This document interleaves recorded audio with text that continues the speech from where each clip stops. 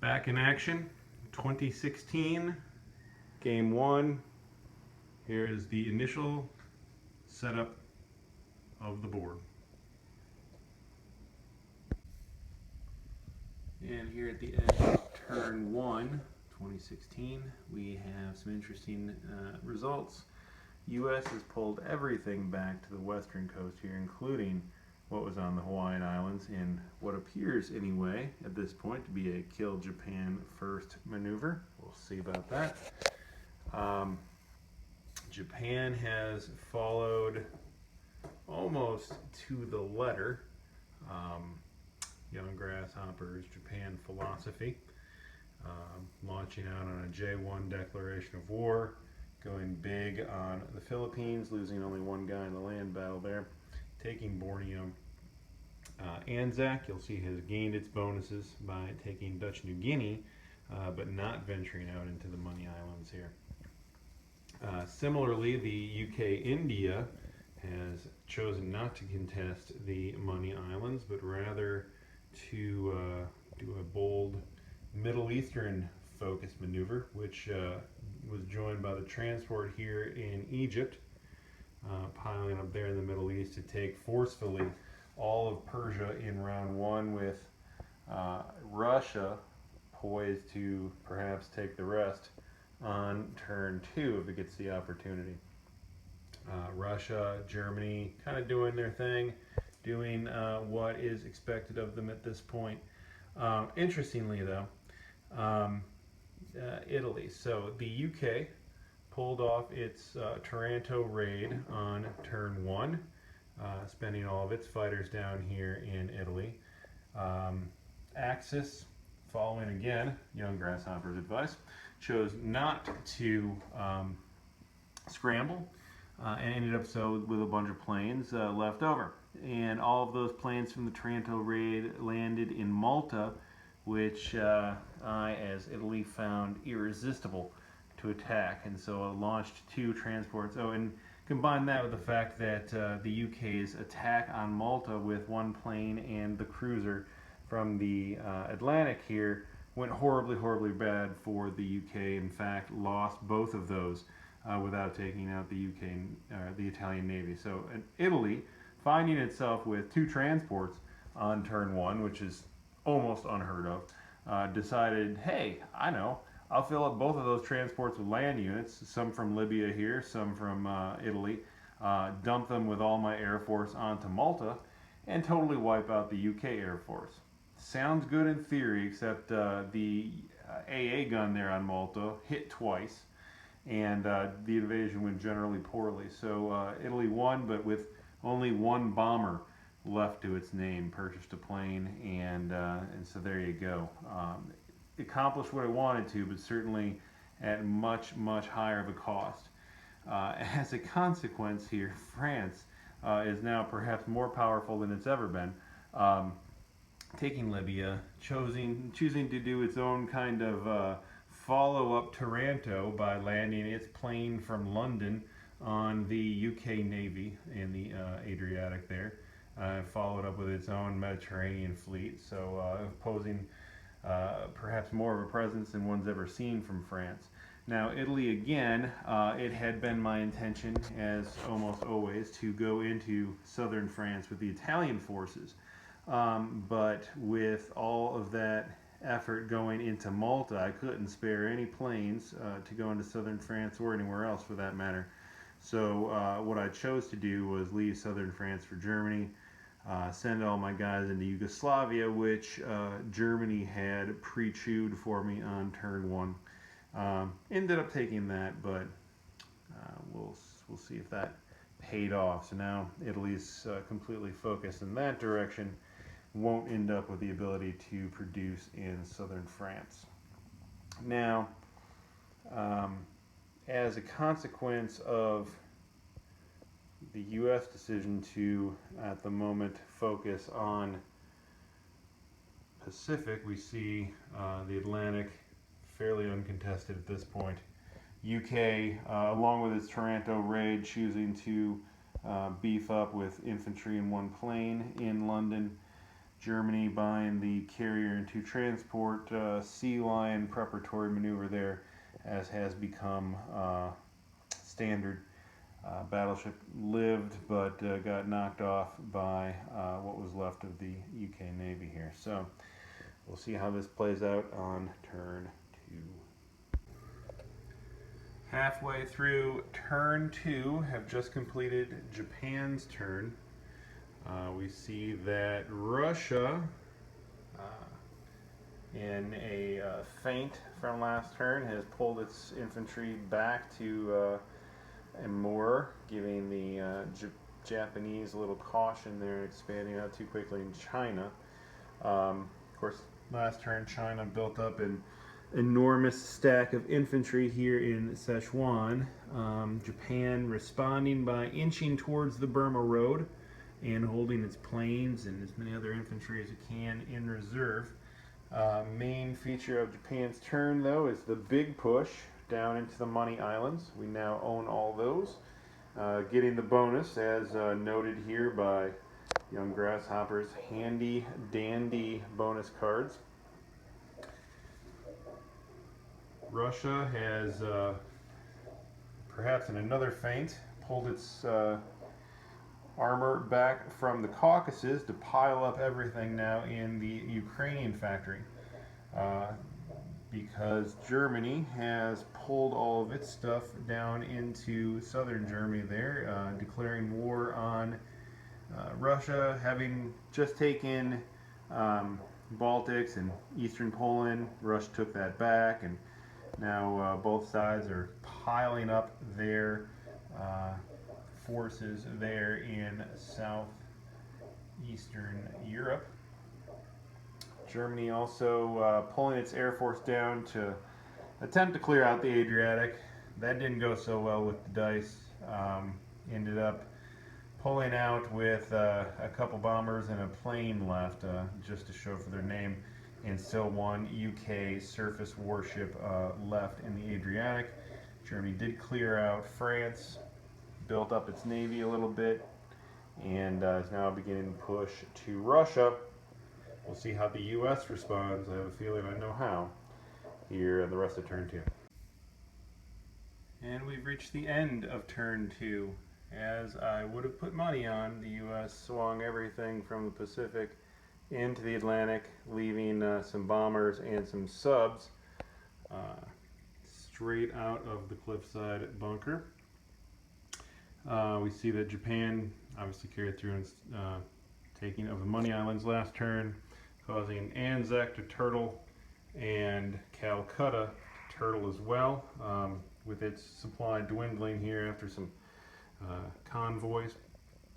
So the Chinese couldn't resist taking back the Burma Road, leaving quite a few individuals left over to protect it. We'll see how long that holds out.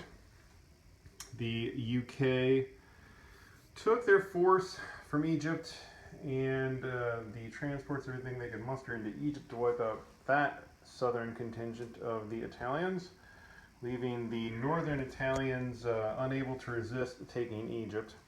A couple reasons there.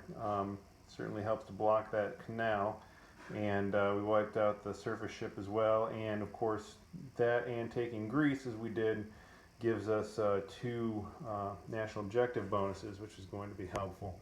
So Italy's going to need every dollar it can get.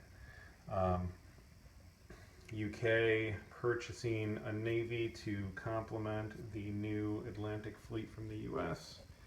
And we're all geared up to see what happens on turn 3.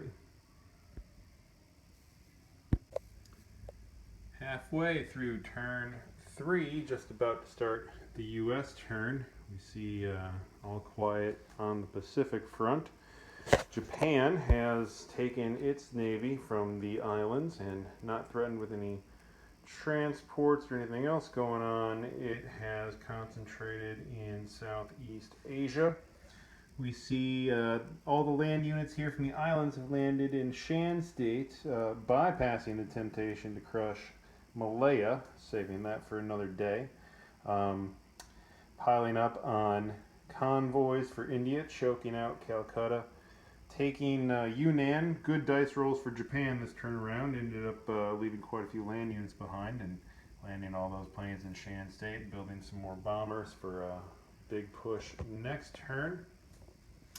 Over on the European map, the Russians are poised to spread out like a virus in the Caucasus, while the Eastern Front here continues to build up. The Russians deciding to make a tactical pullback to Volgograd. We're now looking at yellow chips down there representing 10 apiece, and so we've got some parity in sizes of stacks here along that front. Germany decided to punch UK in the wallet, doing some strat bombing, as well as parking its navy in the Irish fleet here, leaving some smoke billowing from the London factories. About to see just what the U.S. is going to crush here on turn 3.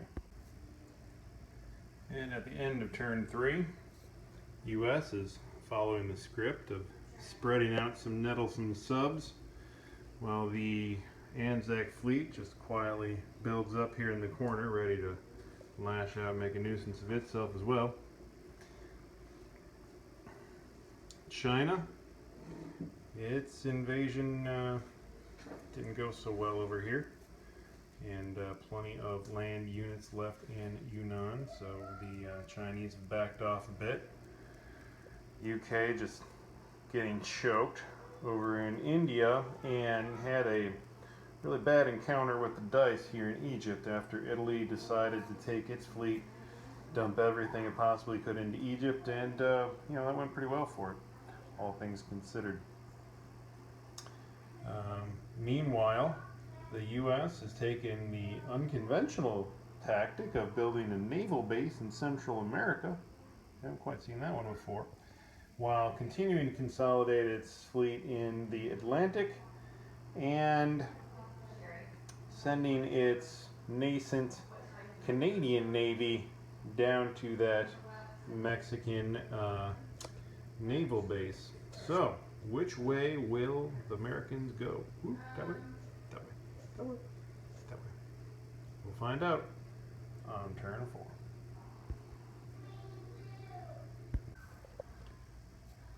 Middle of turn 4, we've just completed Japan's turn, and Japan has now completed its mission of taking Calcutta. Came at some considerable cost, losing quite a few planes, but in the end had more than enough to absorb. Took it in a couple turns, 2-3 turns, and now we're protecting our rear guard from Sydney and whatever the U.S. Comes up with here on this coming turn.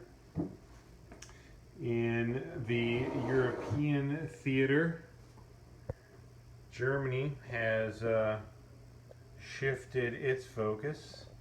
You can see that, that's 11 transports there, and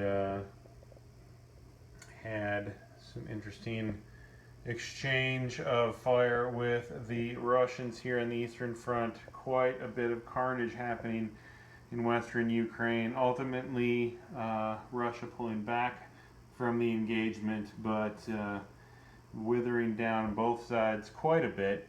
The board left almost emptier than it was to begin with, so there's an interesting pause in the battle there. But on this end, we can only wait and see what the U.S. is going to bring on the rest of turn 4. And here it is, the end of turn 4. So the fall of Calcutta caused the U.S. to do a radical shift in its focus and spend all of its build in the Pacific this time around. You'll see, creating out of thin air, quite a sizable navy to come to the aid of Hawaii. At the same time, Anzac building up its fleet to add a carrier, since it's just been quietly collecting its bonuses this whole time, and somehow the Allies still control Malaya. The UK had done quite a devastating strategic raid on the naval base here in Cairo, to slow down the Italian Navy, but we had to spend some resources on that.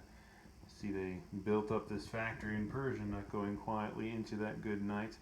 However, you'll see a lot of little Italian markers here. Reason why is because the U.S. finally pulling off here on turn 4, executing its strategy, which I had, in fact, kind of suspected might be the case here from turn 1, and was in fact the build-up to the Spanish Beachhead. Pretty exciting. First time we've tried that. Interested to see how that would work, and boy, that is a mess. Naval units there in Sea Zone 91, and quite a few multinational forces in Spain now. The Italians responding by taking Gibraltar, desperately trying to plug the hole there for as long as possible, but also quite glad to take 8 free infantry in Turkey, having been hoping that its navy would last this long to do something about it in the event of a neutral's crush, and that's what we're here in the midst of. We'll see how that balances out on turn 5. Halfway through turn 5, we've just completed Japan's turn, and it has, as one might have predicted, shifted entirely almost to the southern Pacific. We see all of the fleets are down here in the Indian Ocean, pulling back to Java. Land units taking out Malaya along the way. Not forgetting about Calcutta, certainly not giving it up, protecting that flank with now activated Afghan forces, as well as some constructed forces there in Calcutta. But otherwise, encircling Australia and Hawaii as well, as the Americans consider which way and which ocean they want to push into. Russians trying to create a new front against the Japanese here by pouring into Korea. Japan choosing to just keep them bottled up there and maintain its own wall without engaging. On the Russian side, the Russians made a big push into Turkey and got diced a bit. Not gonna lie there, that was statistically improbable for them. Not that the Axis haven't suffered their own bad rolls. But as a result, Russia lost its Air Force, which had been a formidable piece of its offensive machinery up until now. But certainly a number of tanks built here and infantry positioned to take another go at Turkey if necessary on the next turn. Germans having strategically pulled back a bit, put some guys in Bessarabia as stoppers, and they didn't stop very much because they just got rolled over. So now southern Europe is vulnerable. As expected, Germany launched its invasion fleet against not the UK but Spain, ending up with quite a few individuals left there as well. So this big old US Navy got to figure out what it's going to do here on turn 5. By the end of turn 5, we have more interesting developments. So the U.S. had pulled this fleet down here to Hawaii, leaving its planes on the carrier and leaving me thinking, gee, you know, this fleet that I've got here in the Carolines could easily wipe them out and invade the islands and we'd be all good. Except for the fact that the Anzac had coordinated with the Americans here, chose to deplete their navy in a full-on assault on the Caroline Islands, with pretty effective results, wiping out all the naval forces there except for the transports. Thank goodness for the scrambling planes there to defend. So they have a few different choices of what they could have done. They could have turtled in Sydney and waited for the inevitable. They chose to lash out and take out as many Japanese as they could with them. Here in the Middle East, we have the Italians choosing to activate the Saudi Arabians rather than taking Iraq, which was emptied out by the assault on Turkey.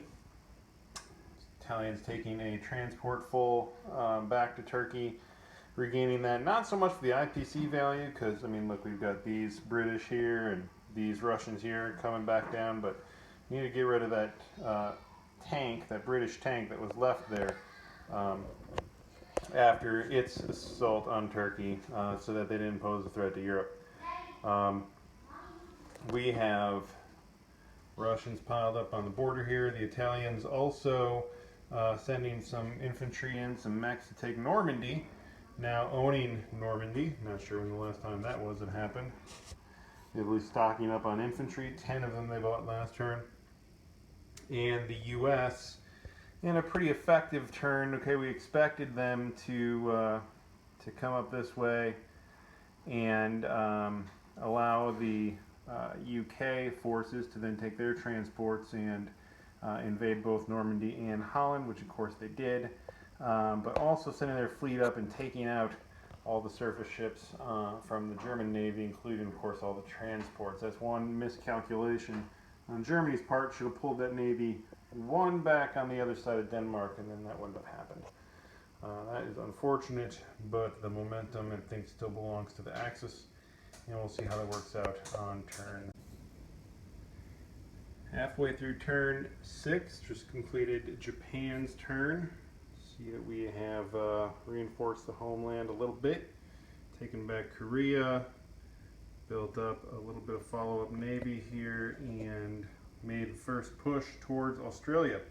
Japan has taken Dutch New Guinea, not because they particularly wanted it, but to start negating Australia's bonuses, which we've done.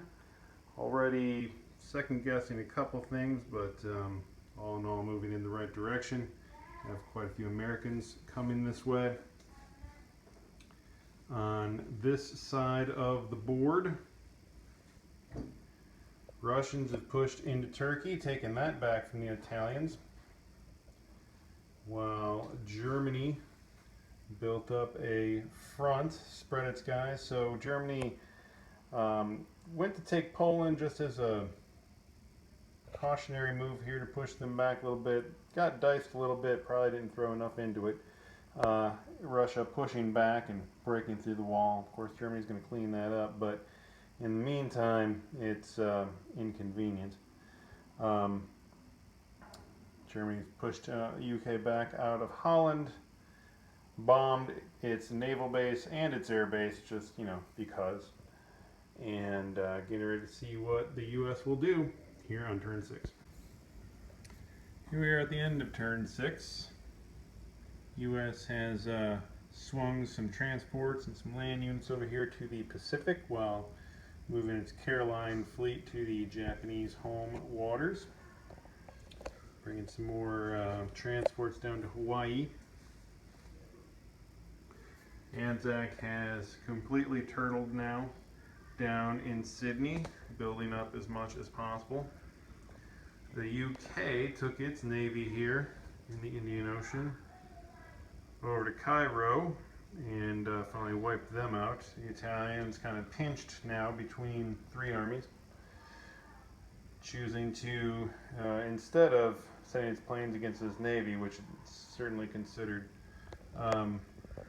decided instead to fortify here a bit in Greece and navally as well with some subs.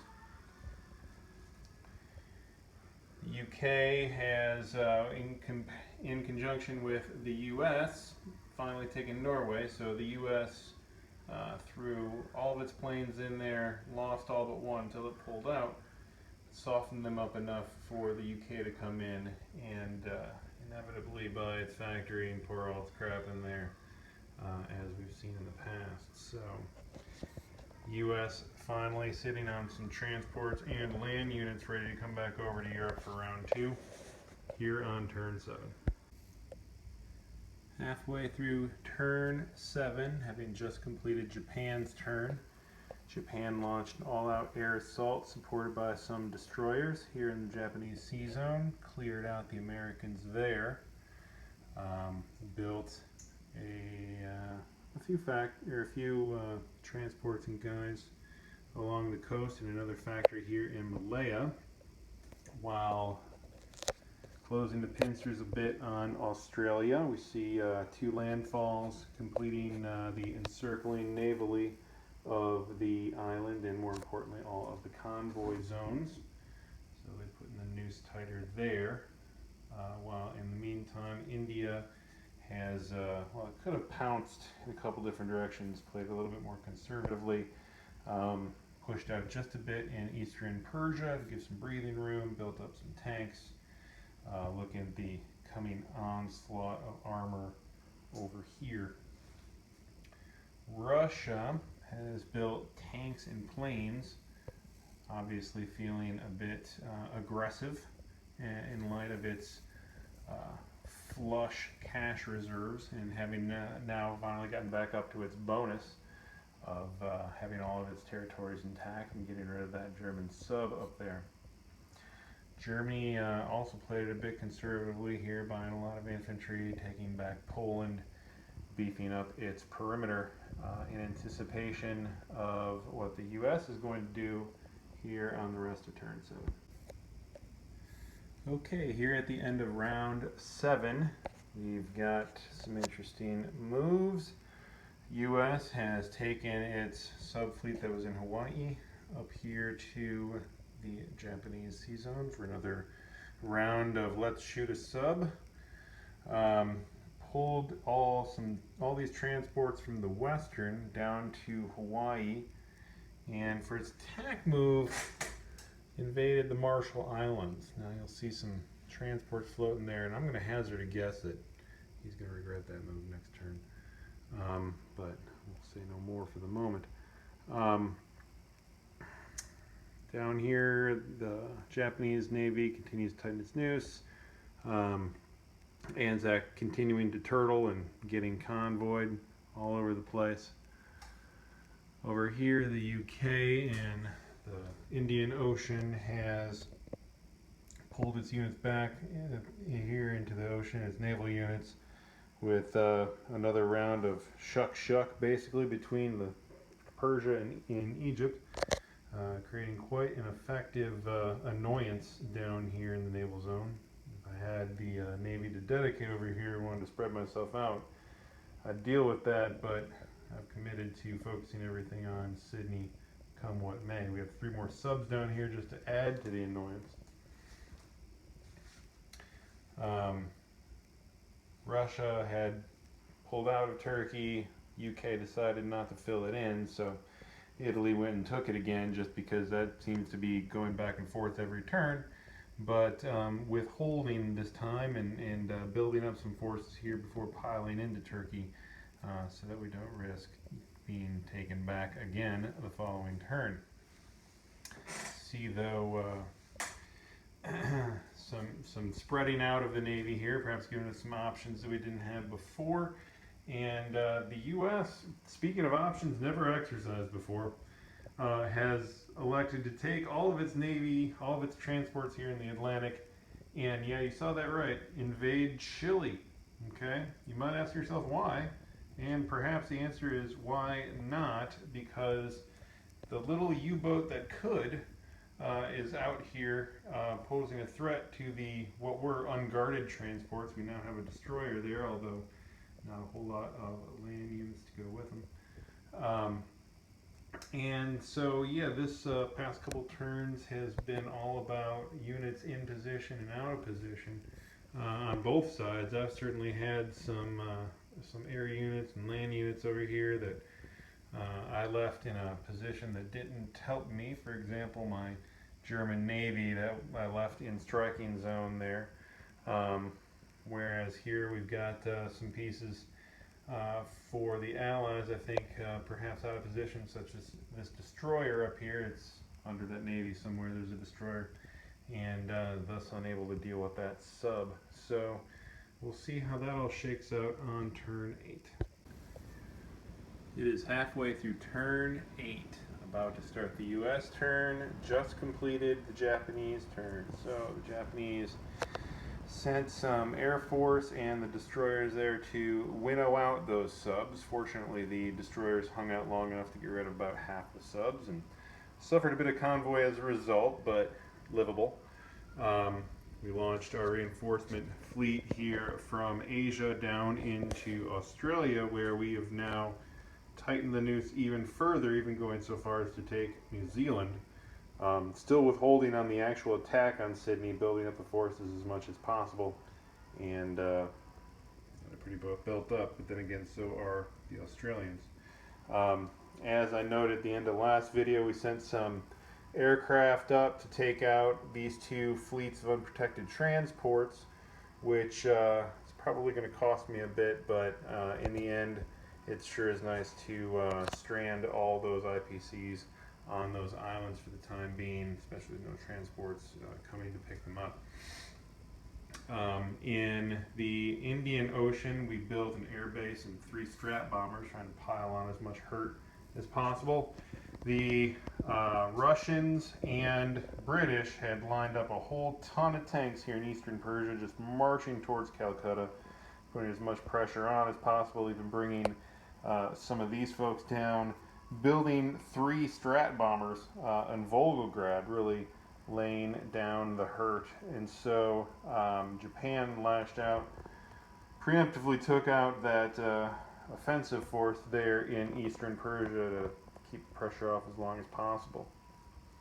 The Germans didn't accomplish much of note other than just building up some forces and spreading them out, trying to lay some pressure on, but they've struggled to build up the pieces to lay on too much pressure. It's been a lot of back and forth along that Russian border. We see the Russians, as I noted, building up strategically on the east end, kind of leaving the west front at a stalemate. So now we'll see how the U.S. responds on the rest of turn 8. And now at the end of turn 8, the U.S. has pulled another fleet up, kind of reinforcing the Pacific. The subs down here did what they needed to do in cleaning up this Japanese carrier. Subs in this direction did some damage convoying Japan in the Okinawa Sea Zone. UK coming back towards Persia, taking out the Japanese forces there, stopping their advance, but Japan, of course, having done what it needs to do. The UK taking the Indian Ocean seriously by building a battleship down there, as well as another reinforcement set down here in South Africa. Meanwhile, Italy, while having threatened to take the transport into the Atlantic, chose not to, and instead pulled everything rightward towards Turkey, having built up some forces to invade that in Greece last turn, and this time holding it with enough force to repel any likely counterattack. So that should affect the balance over here. Italy also sending some forces up into eastern Poland, opening up some options for the Germans, while the Americans on this side probably taking out the pesky little U-boat that could, as well as gobbling up some extra IPCs in South America to fund their efforts on turn 9. And here in the middle of turn 9, we have ended the game with an Axis victory. For the sake of efficiency, we just jumped ahead to Japan's turn, having both run the odds on the calculator app and determining that Japan had about a 99% chance of victory down here, which eventually is what clinched it. In fact, here's what's left for Japan on the battle board. That's 12 4s, group of 3s, and had just whittled down the 2s and 1s there. So that went quickly in a couple of battle rounds, and Axis ended up victorious here on the Pacific board. So that is a demonstration of what happens when we pursue the Spanish beachhead strategy. I'll let Chris share his thoughts on what worked and what didn't with that approach from the Allied perspective.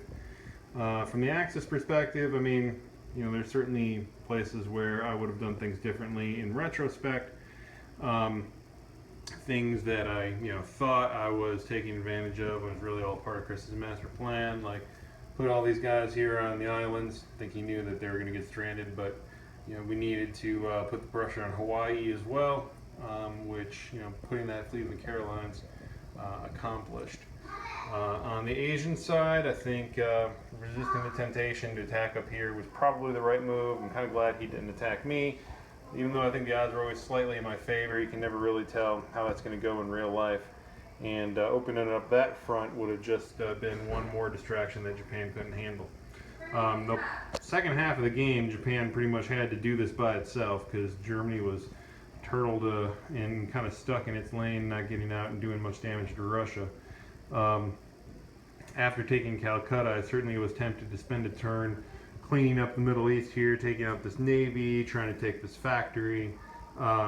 I think it was probably a wise decision not to do that. Not that I wouldn't have been victorious, but then that would have given a couple turns for the US and, more importantly, Australia to get beefed up, and then any kind of turn to rout them out of the board would have taken that much longer and, you know, decreased that level of chance of success. So if I was going to go in this direction at all, it probably would have had to been wholeheartedly to gang up on Russia, try and win on the European board, and that would have just been a lot harder, longer slog than what ended up being the case.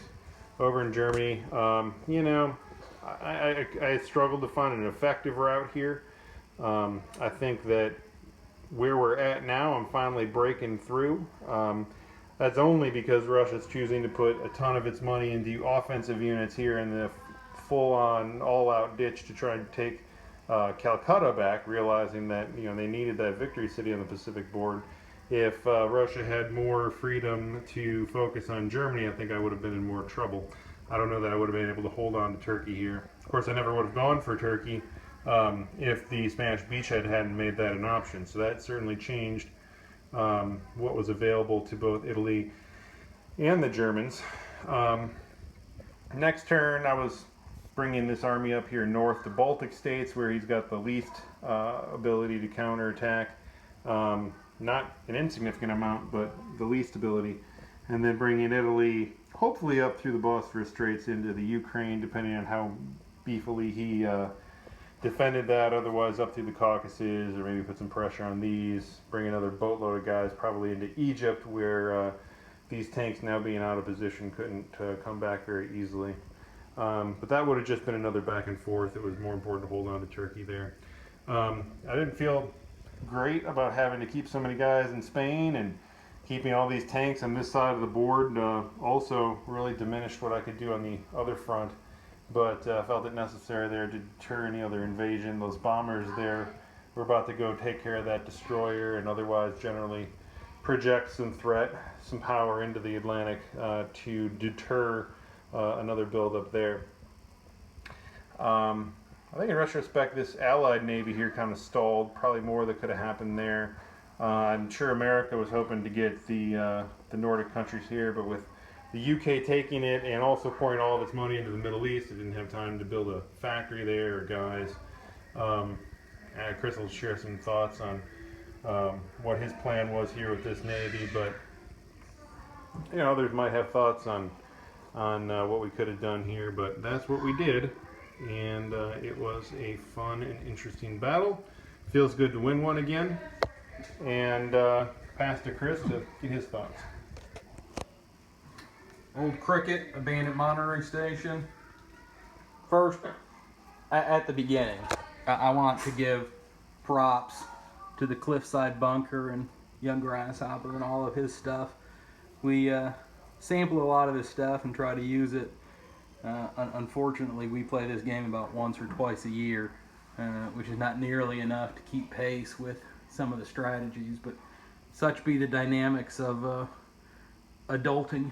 So, Spanish Beachhead. Always sort of wanted to do it, always sort of liked the idea. Was actually planning on doing it this year from the beginning, even before Young Grasshopper released his video, which is pretty excellent in terms of how to execute it. I actually plotted a lot of that into my own strategy in terms of how we were going to execute it. So I don't have any complaints about how it's set up. You know, the two things I would say were problematic was the release of the video on the eve of the game certainly highlighted the fact that that might be something I'd be interested in doing.